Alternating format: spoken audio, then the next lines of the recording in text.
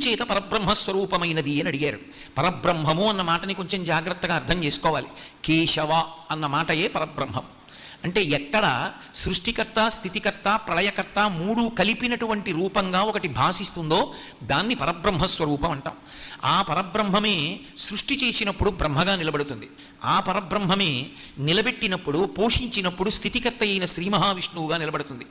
ఆ పరబ్రహ్మమే లయం చేసినప్పుడు మహేశ్వర స్వరూపంగా నిలబడుతుంది.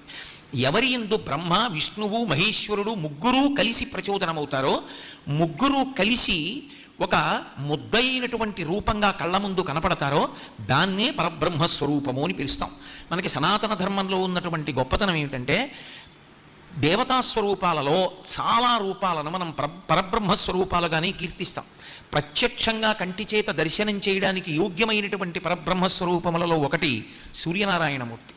ఆయన సృష్టికర్త, స్థితికర్త, ప్రళయకర్తల యొక్క సమాహార స్వరూపమై ఉంటాడు. ఆదిత్య హృదయంలో వాల్మీకి మహర్షి దాన్నే వర్ణన చేస్తారు. పరబ్రహ్మస్వరూపము అమ్మ అన్నప్పుడు మాతృదేవో భవ, అమ్మయే దేవతాస్వరూపమై ఉన్నది, ఉద్ధరణ హేతువై ఉన్నది అన్నప్పుడు ఏ కారణం చేత అమ్మకి మొదటి నమస్కారం చేయించింది వేదం? అమ్మయందు భగవానుడు ప్రకాశిస్తాడు అన్నది ఏ కారణముల చేత సంభవమై ఉంటుంది అంటే, అమ్మ సృష్టికర్త. అమ్మ లేనినాడు సృష్టి జరగదు. సృష్టి జరిగింది అంటే అమ్మ ఉన్నది అని గుర్తు. అమ్మ లేని సృష్టి లేదు.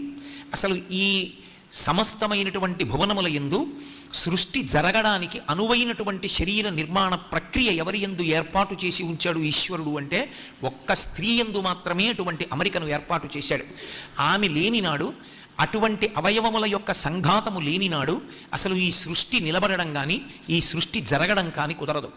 స్త్రీ పురుషుల యొక్క సంయోగ ప్రక్రియ చేత విడుదలైనటువంటి ఆ పదార్థములు సంయోగము చెంది ఒక చిన్న బుడగగా ఏర్పడినప్పుడు అంది చైతన్యం పోసుకుని అందులోకి ఒక జీవుడు ప్రవేశించి గర్భవాసం చేసి లోపల సప్త ధాతువులు ఏర్పడాలి. చర్మము, రక్తము, మాంసము, కొవ్వు, అస్థి, శుక్ల, మేధ అనబడేటటువంటి 7 పదార్థములతో సంఘాతమై దాంట్లో మళ్ళీ 9 రంధ్రములు ఏర్పడాలి. 2 కళ్ళు, 2 ముక్కులు, 2 చెవులు, 6 నోరు, 7 మలద్వారం, 8 మూత్రద్వారము, 9 ప్రాణ, అపాన, వ్యాన, ఉదాన, సమాన, నాగ, కూర్మ, కృకర, ధనంజయ దేవతత్వములనేటటువంటి 10 వాయువులు ప్రవేశించడానికి అవకాశము కలిగి అమ్మ యొక్క కడుపు గర్భాలయమై లోపల జీవుడు ప్రాణం పోసుకొని పుణ్యకర్మాచరణం చెయ్యడానికి, తాను గతంలో చేసుకున్నటువంటి పాపానికి కావలసినటువంటి శరీరాన్ని ఉపకరణంగా తయారు చేసుకోవాలి అంటే దానికంతటికీ కూడా హేతువైనటువంటిది అటువంటి గర్భాలయము ఈ సృష్టిలో ఎక్కడుంటుంది అంటే ఒక్క అమ్మ గర్భమునందు మాత్రమే ఉన్నది.